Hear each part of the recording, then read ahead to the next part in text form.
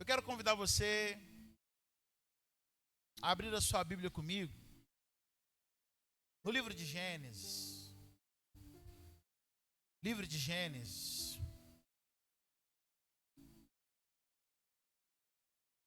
Capítulo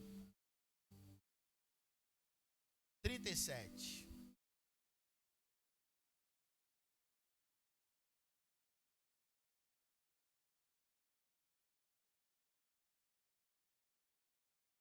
Gênesis capítulo 37.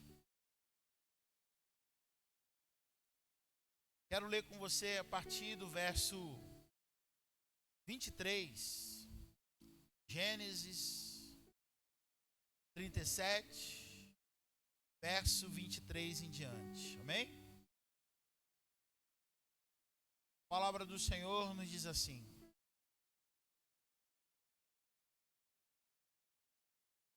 E aconteceu, verso 23.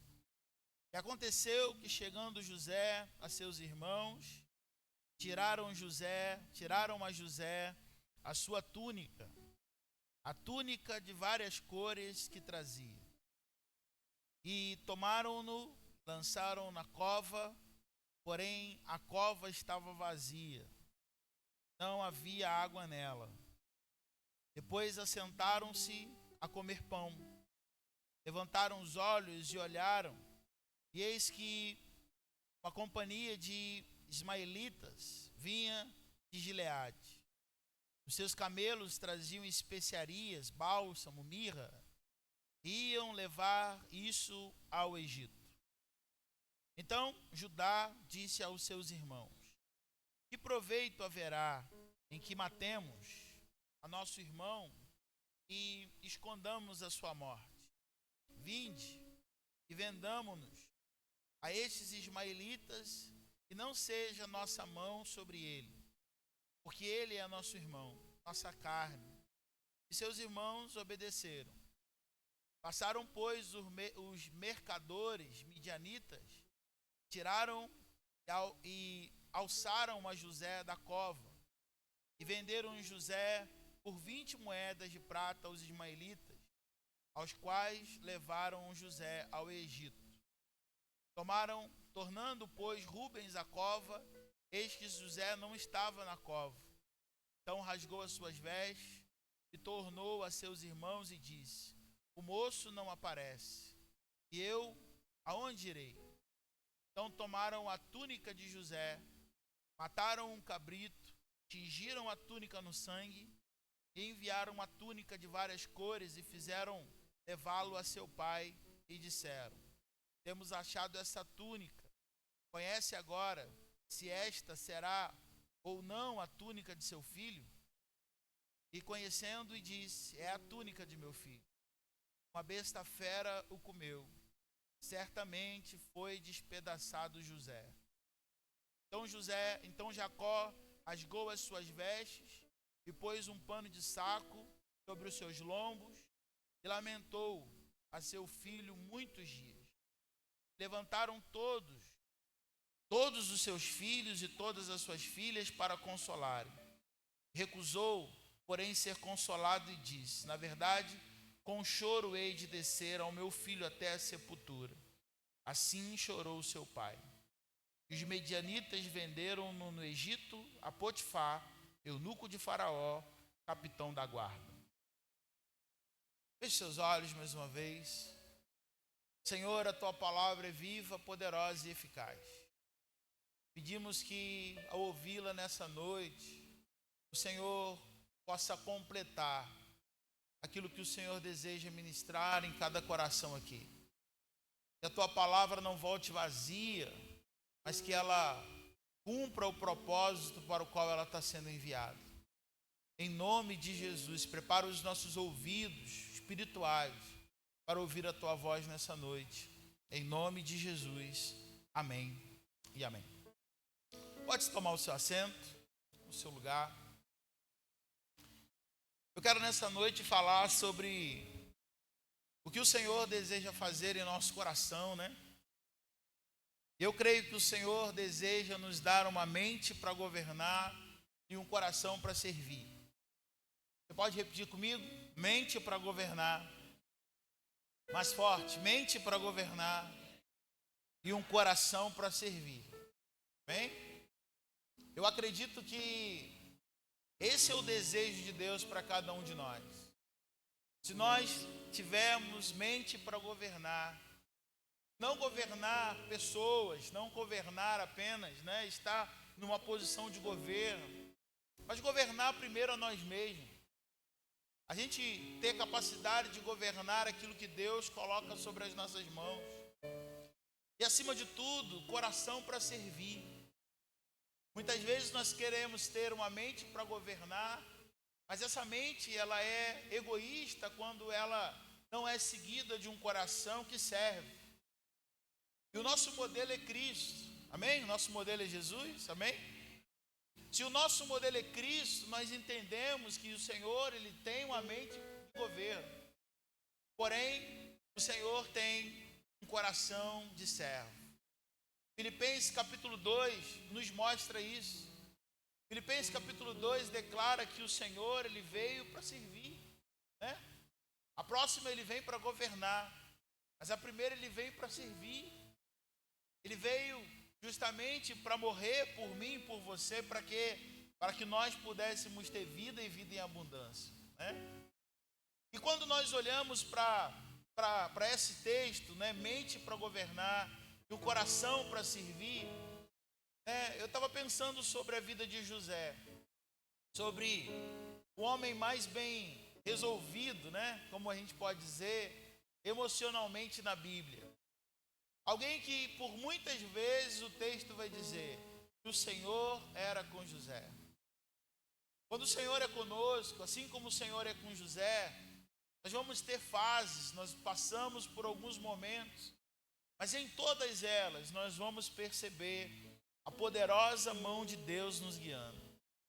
Nós vamos perceber que no meio de tantas coisas que nós vamos viver, se o Senhor for conosco, certamente nós vamos passar por cada uma delas, entendendo que o Senhor está no controle da nossa vida.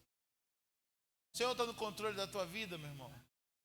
Você pode declarar para essa pessoa que está perto de você: o Senhor está no controle da sua vida. Amém? Você pode ser boca de Deus nessa vida aí, amém? O Senhor está no controle. Independente do tempo, independente da estação que você esteja vivendo, o Senhor está no controle. Quando nós lemos a palavra, nós vamos ver que José teve uma família muito complicada, um passado muito difícil, muito difícil. E isso já quebra um paradigma que muitas vezes nós carregamos, que todo grande líder, todo grande homem de Deus, teve um passado perfeito. Não. É uma constatação e uma esperança para nós entendermos o contexto da vida e da família de José. Quando nós entendemos que Deus continua usando pessoas que superam um passado difícil, que superam um ambiente familiar, muitas vezes disfuncional, para realizar grandes coisas no reino de Deus. A gente olha para a palavra de Deus e a gente vai perceber tanta disfunção que há nessa família. O capítulo 34 de Gênesis, nós lemos que a irmã de José havia sido violentada, por um homem de Siquém, e seus irmãos, os irmãos, com sede de vingança, promove uma chacina geral, até encontrar o estuprador, até encontrar o culpado da violação da sua irmã. Nós olhamos para Gênesis capítulo 35, verso 22, e nós vamos ver o irmão mais velho de José, chamado Rubens, tendo relação sexual com uma das mulheres de seu pai, chamado Bila, relação com a sua madrasta. Nós vamos olhar para a palavra de Deus, no capítulo 35, nós vamos ver Raquel, a mãe de José, morrer quando dá à luz a Benjamim. Ele fica órfão de mãe, José não tem mãe praticamente, ele cresce sem mãe, ele vai crescendo em um ambiente hostil, com 3 madrastas, irmãos que não gostavam dele, né? Ou seja, a vida de José, ela não se complicou apenas no Egito. José, ele vem de um contexto familiar extremamente complicado. O capítulo 38 de Gênesis vai dizer, acontece um outro fato terrível, né? Que Judá, um dos seus irmãos, teve um filho com Tamar, uma nora que se passa por uma prostituta. Então, dá para você imaginar o ambiente familiar que José nasceu, cresceu e as histórias da família que contavam para ele. Se você encontrasse talvez José aos seus 17 anos, né, você iria talvez pensar que José não iria, esse rapaz não vai dar em nada. Com essa história, com essa família, não tem condição de José chegar em algum lugar. Mas sabe o que eu acho maravilhoso no contexto bíblico, irmão? Que o início, na verdade, os nossos olhos não podem estar no início, né? Nossos olhos sempre precisam estar aonde os olhos de Deus estão também. E os olhos de Deus, muitas vezes, não estão apenas no início da história. O que importa, na verdade, não é como começa, mas para Deus importa muito como vai terminar. Eu não sei como você começou, talvez você começou de uma história semelhante a essa, de uma história de dor, de uma história de luta, de uma família disfuncional, e talvez esteja sendo muito difícil prosseguir até aqui. Mas a palavra do Deus que o Senhor coloca no meu coração nessa noite é que aquele que começou a boa obra na sua vida é fiel para completar. Alguém pode receber isso, amém? Aquele que começou é fiel, e não importa como começou. Eu fico muitas vezes olhando, pensando que muitas pessoas começam muito bem. Talvez você já viu uma pessoa que começou muito bem na sua caminhada, na sua fé. Talvez você conheça uma pessoa que começou muito bem na sua vida profissional, começou muito bem nos seus estudos, porém o meio, né, o contexto hoje, né, não é uma realidade tão boa. Por quê? Porque talvez essa pessoa ela não conseguiu olhar para aquele que tem a última palavra sobre a nossa vida. Às vezes nós nos perdemos sim no contexto, olhamos para hoje, olhamos para agora, só conseguimos enxergar a real situação. Mas a Bíblia, em muitos textos, em muitos momentos, vai dizer: e o Senhor era com José. O Senhor é contigo, meu irmão? Então não importa a tua estação presente, se o Senhor é contigo hoje, você pode ter certeza de um amanhã promissor e cheio de esperança na tua vida. Se o Senhor é contigo, se você está com o Senhor, certamente o Senhor está com você. Não importa o hoje. Se o Senhor era com José, e a Bíblia vai dizer isso mais de uma vez, o Senhor era com José. Isso importa, é isso que importa. Mesmo em tantos momentos, o Senhor era com José.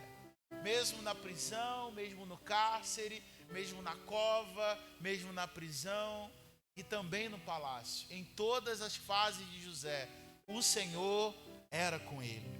Amém, irmãos?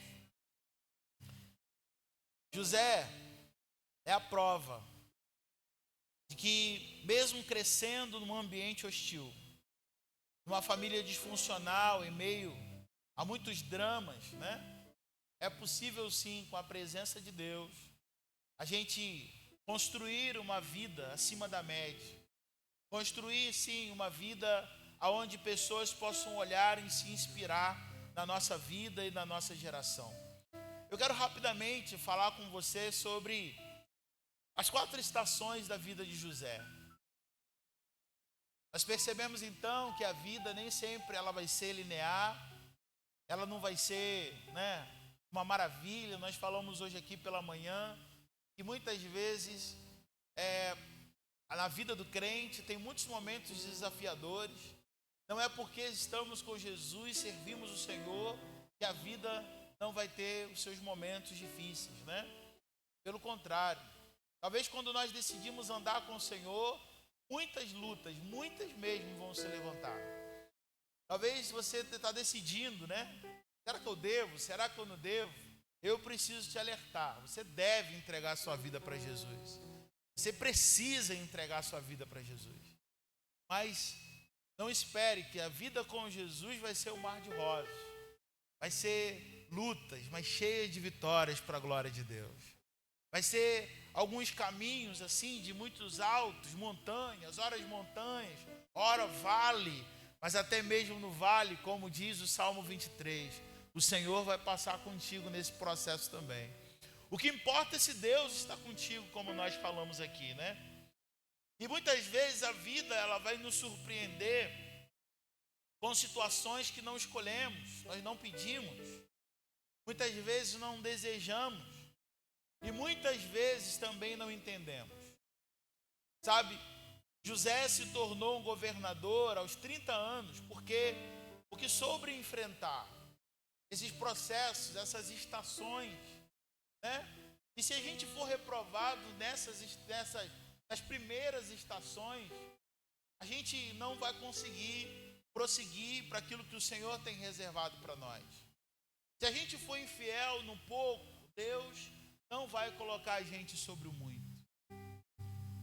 Mas se a gente for fiel no pouco, ainda assim, na primeira etapa, na primeira estação, o Senhor vai acreditar sobre a nossa vida outras estações, outras fases.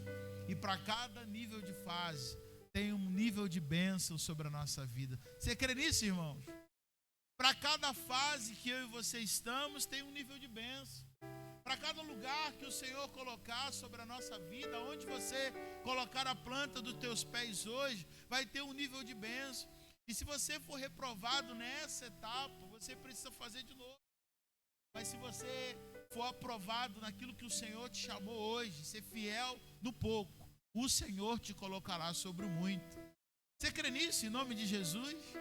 E quando eu estou dizendo se colocar sobre o muito, eu não estou falando de dinheiro, eu não estou falando de prosperidade. Eu estou falando quando em todas as áreas da minha vida, todas as áreas da tua vida, o Senhor vai nos levar além. O Senhor vai colocar os nossos pés em lugares que ainda não pisamos em nome de Jesus. A Bíblia vai dizer que Jacó nutria um sentimento, né, um carinho especial pelo filho José, né? Lá em casa são 3 filhos e a gente tem muito cuidado, né, para que nenhum deles pense que a gente tem algum filho favorito, né? Pode ser um filho mais chegado, né? Pode ser um filho que abrace mais, esteja mais perto, né? Tem lá dessas coisas lá em casa. Mas o amor é um só. E Jacó, ele não consegue muito dimensionar isso, né, na vida dos filhos. É nítido que José tem um carinho especial, porque apesar de 3 esposas, 4 esposas, José é filho da mulher que ele amava de verdade, a mulher que morreu, né? Então, ele não esconde, a melhor roupa é para José, o melhor presente é para José. Isso vai trazendo, construindo, né, no coração dos seus irmãos, uma inveja muito grande. Ainda mais quando José começa a contar os planos de Deus para eles, né? O Senhor já tem um plano sobre a vida de José, por mais que José ainda não entenda. E o Senhor vai revelando em sonhos para José como vai ser o futuro. Quem sonha aqui, irmão? Quem sonha aqui? Você tem sonhos?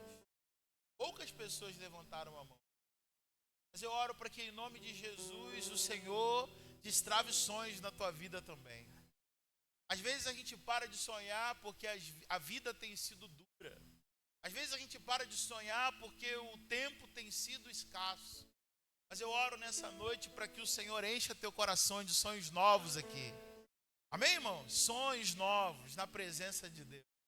E talvez você diga assim: ah, pastor, eu já estou de idade, né? Eu já estou velho, eu não quero mais sonhar. Ô, irmão, a Bíblia está dizendo: os velhos sonharão, terão visões, né? Os jovens terão visões e os velhos sonharão. Você quer sonhar na presença de Deus? Tem sonhos para ser derramado do Senhor sobre a nossa vida nessa noite. E Deus vai encher no coração de José, então, de sonhos sobre o que Deus vai fazer no futuro de José.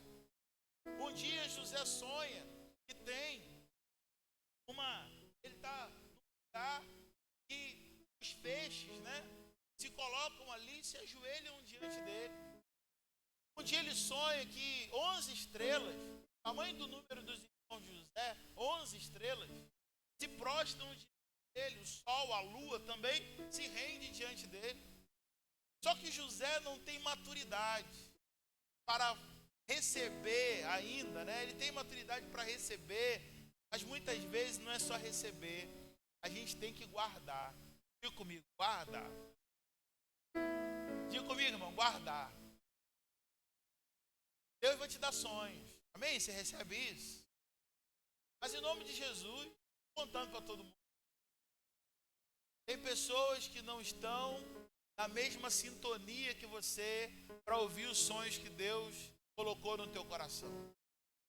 Tem pessoas que não estão na mesma sintonia de projeto, de vida, para você abrir a sua boca para dizer. Eu já disse isso aqui, irmão. Eu não tenho medo de olho grande. Você tem medo de olho grande? Acho que tem, você não respondeu? Você tem medo de olho grande, irmão? Ô, irmão, meu Deus é maior que qualquer olho gordo que possa colocar na minha vida. Gordo já basta eu, amém, irmão? Não. A gente não tem que ter medo de olho grande, medo de olho gordo. Eu não vou contar, porque vai que coloca um olho gordo sobre o meu... Não é sobre isso. Não é sobre isso. É que muitas vezes nós vamos abrir a boca para contar quem não está no mesmo nível, não no mesmo nível, mas na mesma sintonia que o nosso coração está, do que nós estamos recebendo da parte de Deus. E José, todo sonho que ele tem, ele abre o bocão. Ele conta. Irmão, sabe o que eu sonhei essa noite? Eu sonhei isso. E aquilo vai trazendo cada vez mais raiva. Os irmãos desejam então matá-lo. E um dia eles estão longe de casa. Um dia eles estão distantes. E José vai ao encontro deles. E eles tramam então a morte de José. Como vão dizer? Vamos matar ele hoje? Vamos acabar com esses sonhos hoje? Vamos destruir essa vida desse menino hoje? A gente não gosta dele. Ele é o nosso irmão, mas a gente não tem nenhum prazer por estar ao lado dele. Vamos dar fim a essa história hoje, Tantas e tantas vezes. Essa reunião desses irmãos ali, parece muitas vezes a reunião do inferno para tentar tragar a minha vida e a sua vida. Vamos destruir ele. Os demônios se reúnem e vão dizer, vamos acabar com ela. Vamos dar fim à vida dele hoje, desse ano, desse mês. Vamos terminar hoje aquilo que nós já começamos. E eles muitas vezes não contam.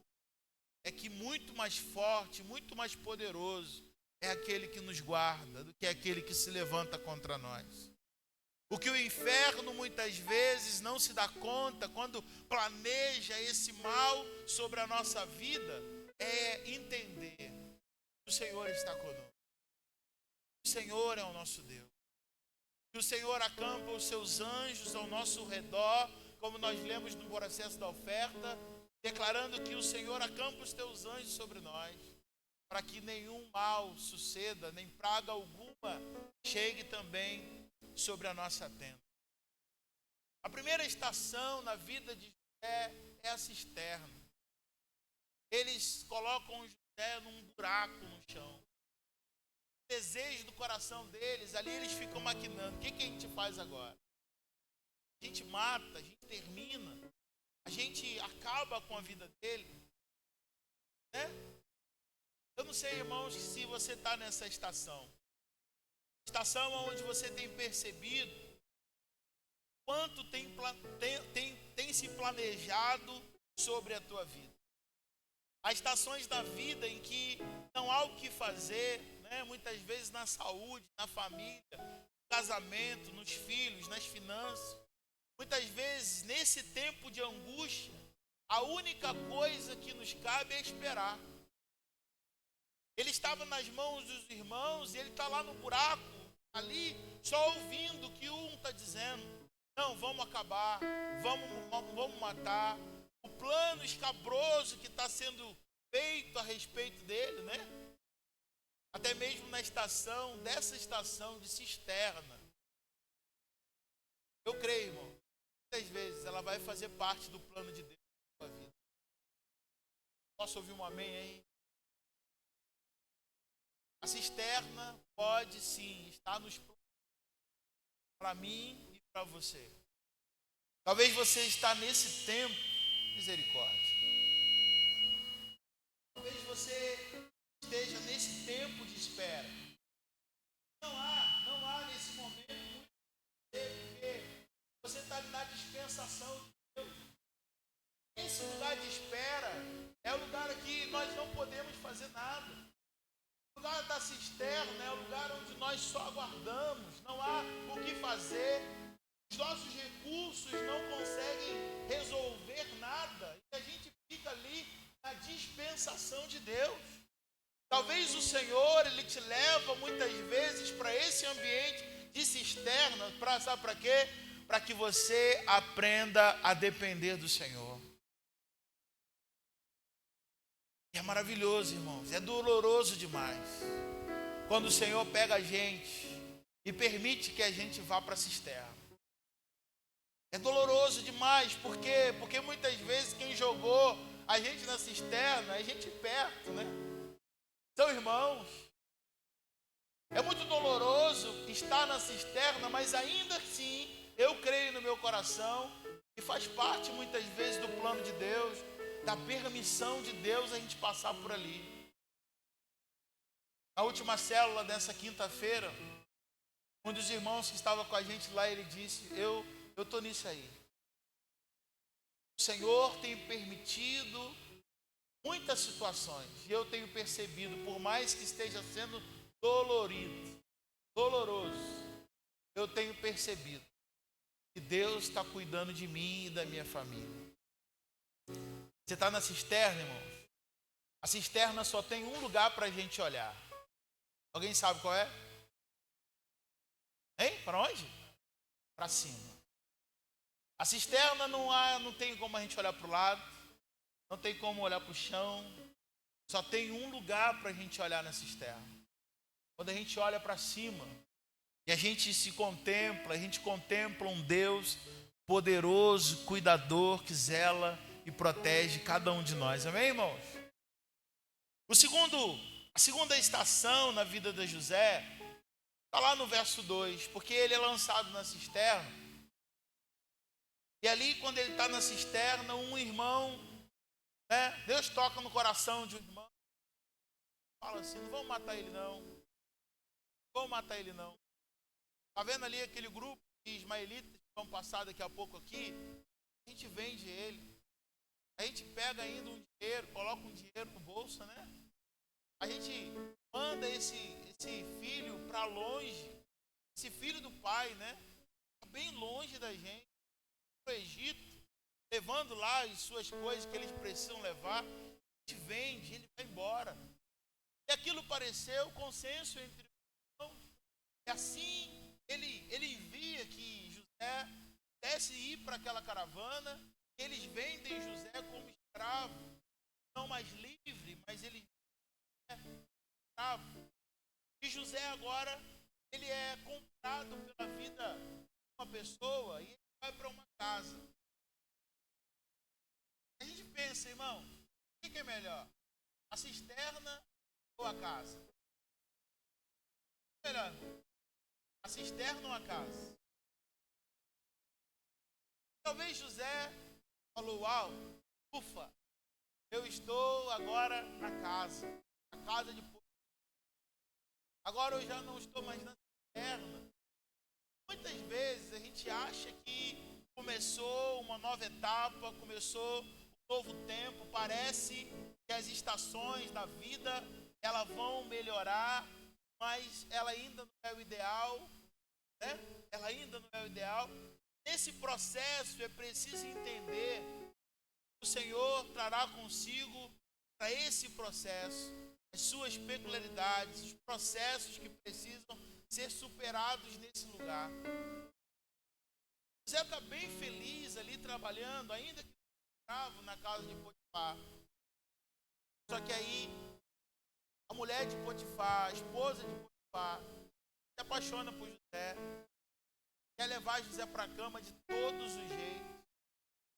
E José resiste. Por que ele resiste? Porque ele é homem de Deus. Apesar dele ter as suas necessidades, apesar dele ser homem, dele ter os... Eu e você... José não troca a presença de Deus por nenhum prato de lentilha que possa ser colocado sobre ele. Irmãos, às vezes nesses processos que Deus vai colocar sobre a nossa vida, no processo da casa, na estação da casa, a gente tem... Na estação da casa, muito prato de lentilha é colocado sobre a nossa mesa. E a gente vai ter que optar se a gente quer passar para o próximo nível, né? Ou se a gente vai querer se fartar nesse lugar que a gente sabe que é melhor, mas ainda não é o ideal para a gente. E tem tanta gente que se perde nessa parte. É justamente nessa parte, porque na primeira parte só tem um lugar para olhar, o céu. A segunda parte já tem mais opções. É nessa parte que muita gente se perde. É nessa parte que a gente vai querer, né, os desejos da nossa carne, as cobiças da nossa carne. Se a gente não tiver domínio próprio, capacidade para governar a nós mesmos, vamos conseguir ir para a próxima fase. E José, ele tem um desafio. E o que ele faz? Foge. Ele não conversa. Ele não dialoga com a tentação. A Bíblia vai dizer, a aparência. A Bíblia vai dizer, resistir ao diabo e ele fugirá de vós. Quando a mulher começa de graça, José foge. Diga comigo, foge. Foge, irmão. Não tem conversa.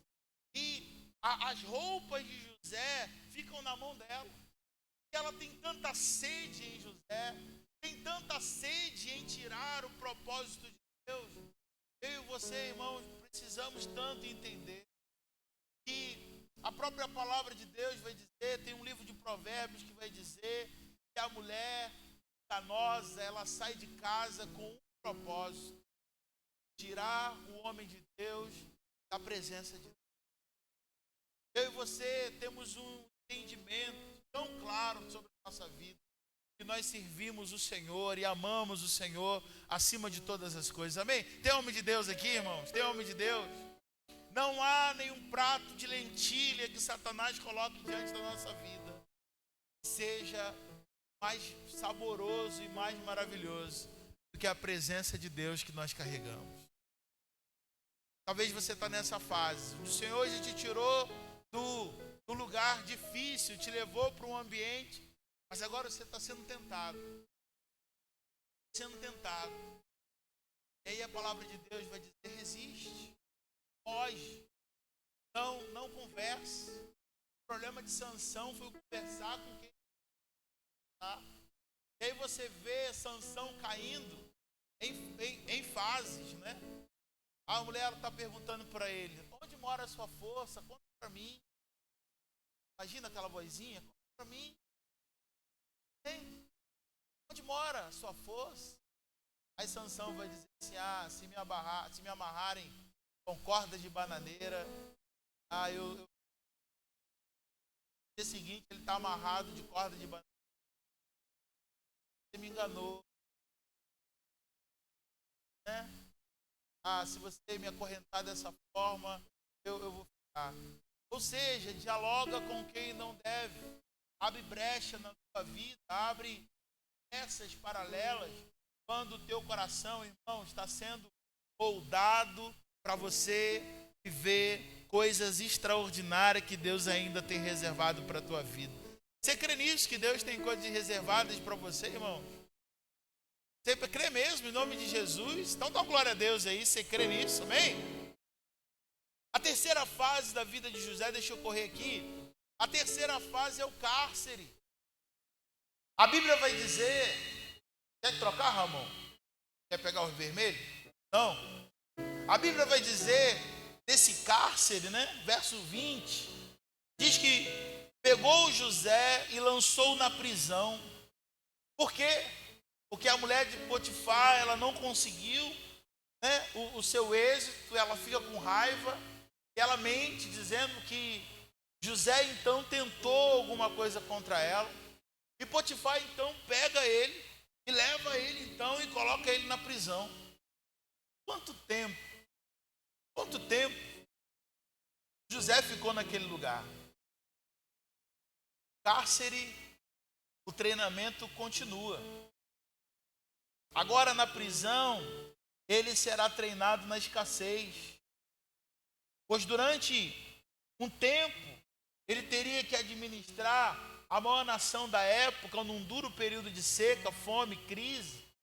Deus está treinando José, por mais que José não entenda o processo que ele esteja vivendo.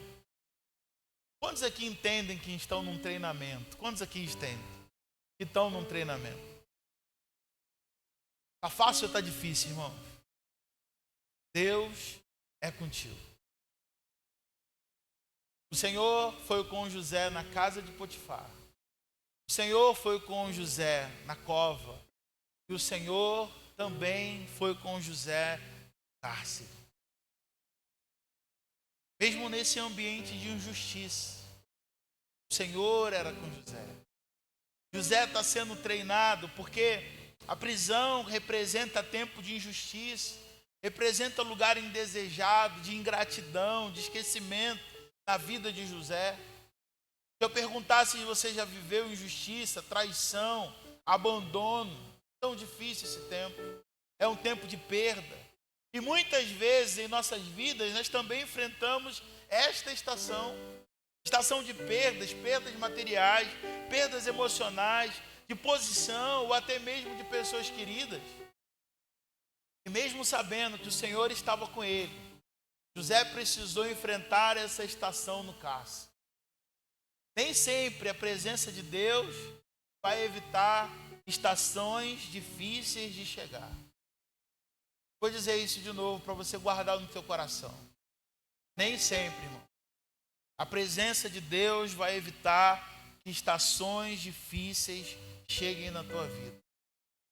Sabia? Pelo contrário, a presença de Deus vai nos levar muitas vezes a esse ambiente de treinamento. Se eu sei que a minha vida está na mão do Senhor, se eu entreguei a minha vida para Ele, se eu sei que os meus dias estão na presença de Deus, eu preciso me submeter a todo o processo ao qual o Senhor tem colocado diante de mim. Amém, irmãos? Eu penso que a última estação, e José está ali naquele processo durante tanto tempo, né? Tanto tempo. Mas um dia, Faraó tem um sonho. Faraó tem um sonho. E é um sonho estranho. E Faraó chama os sábios para que possam trazer entendimento para ele sobre aquilo que ele acabou de ouvir. Sobre aquilo que ele acabou de sonhar. E nenhum daqueles sábios tem condição, porque é um sonho de Deus.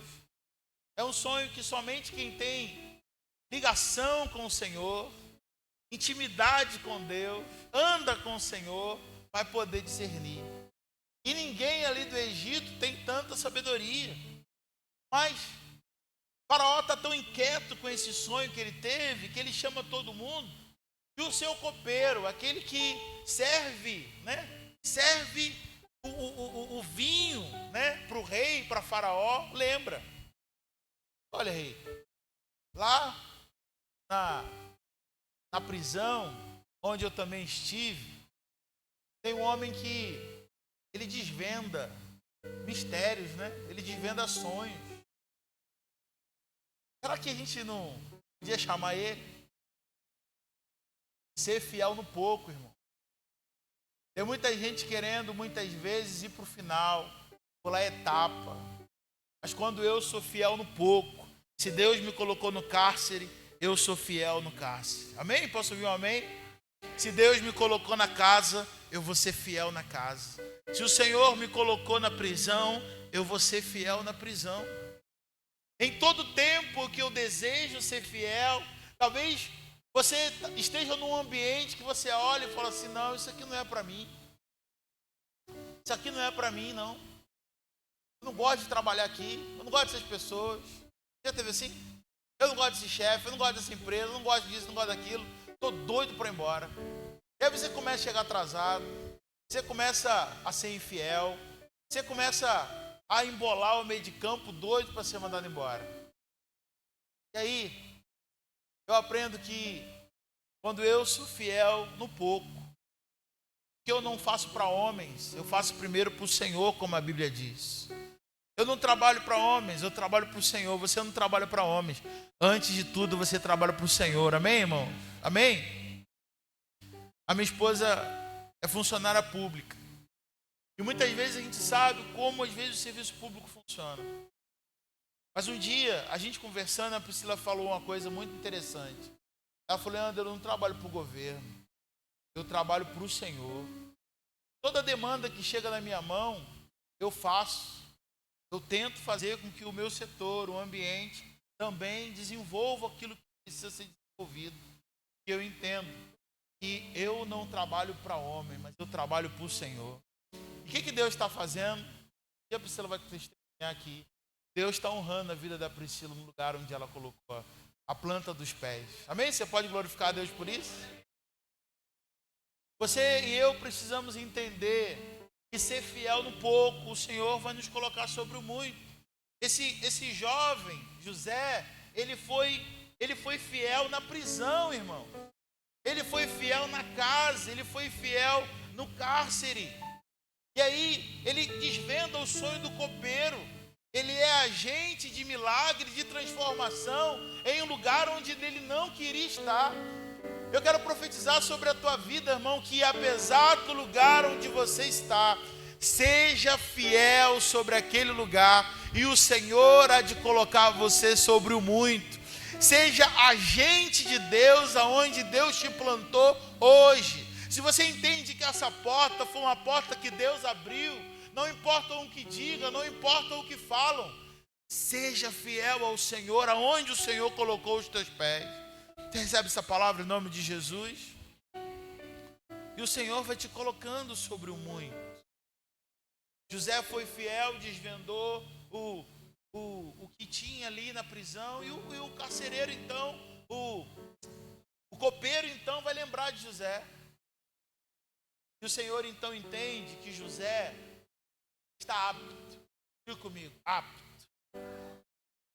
Você está apto para o Senhor te levar para o próximo nível, irmão? Porque tem portas que muitas vezes, se o Senhor abrir hoje, Ele te perde. Diga comigo, misericórdia. Tem porta que se Ele abrir hoje para mim, Ele me perde. Tem bênção que o Senhor, se der para a gente hoje, Ele perde a gente. Tem porta que se abrir, a gente some da igreja. Some. Desaparece. Tem situações que Deus, Ele diz assim, mas se eu abrir essa porta, é melhor Ele continuar. É melhor Ele continuar, porque o que interessa a Deus é Ele nos ter. Sim ou não? Não é o que a gente tem, é Ele nos ter. E se é a cova que Ele nos tem, você pode ter certeza. Ele vai nos deixar ali. Diga misericórdia. Se é na casa que Ele nos tem, Ele vai nos deixar na casa. A casa é o médio, é o medíocre. Ainda não é o plano completo. É a porta de escape que Deus abriu, mas ainda não é o plano perfeito. Mas Ele vai dizer, não, é melhor ele continuar ali. É melhor ela continuar ali. E se muitas vezes, se a prisão for o melhor lugar, onde nós estamos ali na prisão, mas estamos trabalhando para o Senhor, estamos ali servindo o Senhor, é ali que o Senhor vai deixar a gente. Vou perguntar de novo, você está apto? Pergunta para o seu irmão, você está apto? Você quer estar apto? Hein? Eu quero estar apto. Para o Senhor me levar para a última estação, e eu quero finalizar com ela. Gênesis 41, verso 46, vai dizer: tinha 30 anos. Quanto tinha? 30 anos. Quando começou a servir na corte do faraó, o rei do Egito. Depois de sair da presença do faraó, José foi inspecionar toda a terra do Egito. O que a palavra de Deus está nos ensinando? Está nos ensinando que aos 30 anos, então, José começou a governar. Há 30 anos, então, ele desvenda o sonho perturbador que Faraó tem, né? Ele é o único que tem capacidade e habilidade para dizer o que vai acontecer. Faraó, vai acontecer uma crise nos próximos 7 anos. Uma crise. Primeiro vai ter um ano de muita abundância, 7 anos de muita abundância.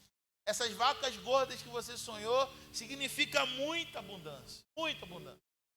Depois vai ter as 7 vagas magras que você sonhou, significa anos de muita fome em todo mundo. Mas Faraó, se você guardar e administrar bem o período de abundância, quando chegar o período da escassez, você vai ter para vender para outras nações. O Faraó entende aquilo.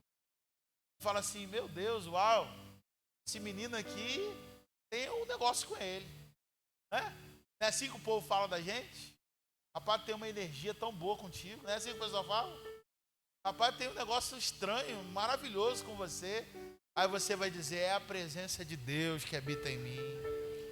É o Espírito Santo de Deus que habita na minha vida. Não é energia não, irmãos, é a presença que exala, que é o perfume de Cristo que exala na minha vida. E aí, José tem a oportunidade agora de começar um tempo que não vai favorecer apenas a ele, mas vai favorecer toda a sua família. Tem fome na terra, toda a terra, e um dia quem bate lá pedindo grão? A família, os seus irmãos. Um dia, quem é que vai aparecer pedindo recursos? Olha, a família de José.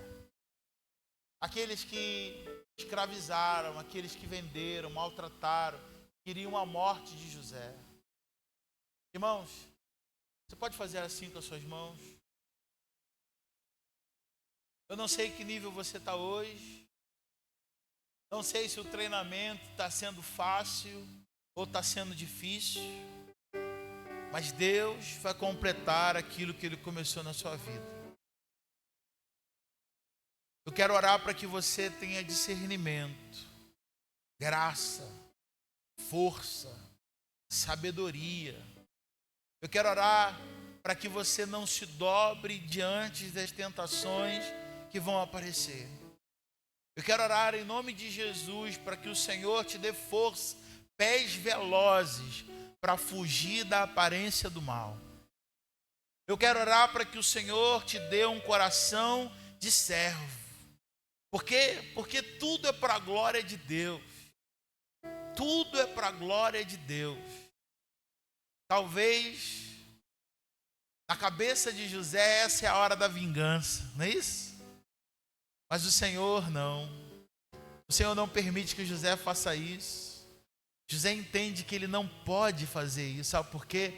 Tudo é do Senhor, tudo é para Ele, tudo é por Ele, tudo mesmo. José entende que ele tem que servir. Você pode pedir ao Senhor coração de servo aí? Porque aquilo que o Senhor vai fazer na sua vida não é para o teu benefício apenas, é para todos que estão na sua volta. Todos que estão na sua volta serão abençoados. Todos que estão na sua volta serão favorecidos. Você está recebendo essa palavra aí em nome de Jesus? Todos os que estiverem perto de você também viverá milagre. Deus não vai abrir porta para te perder. Deus vai abrir porta e fazer na tua vida para que você sirva, para que você abençoe, para que com generosidade você oferte na vida de alguém, você abençoe na vida de alguém, você seja trampolim para pessoas crescerem também em nome de Jesus. Eu quero profetizar um coração servo. Mas eu quero também profetizar sobre a minha mente, sobre a tua mente. Uma mente capaz de governar. Primeiro a nós mesmos. E tudo aquilo que Deus colocar em nossas mãos. Nos dê habilidade, Senhor. Nos dê habilidade para governar a nós mesmos. Nos dê habilidade para governar a nossa boca, a nossa língua. Nos dê habilidade para governar o nosso corpo. Nos dê habilidade para governar a nossa mente. Senhor, nos dê a liberdade, nos dê a capacidade, Senhor, a força para viver o sobrenatural que o Senhor tem reservado para nós. Eu profetizo, Senhor, tempos favoráveis de corte na vida do meu irmão. Tempos favoráveis de abundância na vida do meu irmão. Eu oro, Deus, para que não tenha falta de absolutamente nada, mas que venha sobre a vida dele um tempo favorável do céu. Eu oro, Senhor, para que as pessoas, ao olharem para ele, para ela, possam perceber: lá vai um bem-aventurado do Senhor, lá vai um filho abençoado de Deus, lá vai uma filha abençoada do Senhor, lá vai um servo, uma serva do Deus vivo. E todas as pessoas ao nosso redor saberão que a nossa inteligência, a nossa capacidade, as estratégias que o Senhor colocar na nossa vida não tem a ver conosco, mas tem a ver com o Senhor. E toda a glória, toda a honra será tua, Senhor, em nome de Jesus. Amém, irmãos? O que era para ser o fim de José, o Ministério do Louvor pode chegar. O que era para ser o fim, o que o homem planejou para ser a morte, o Senhor planejou outra coisa.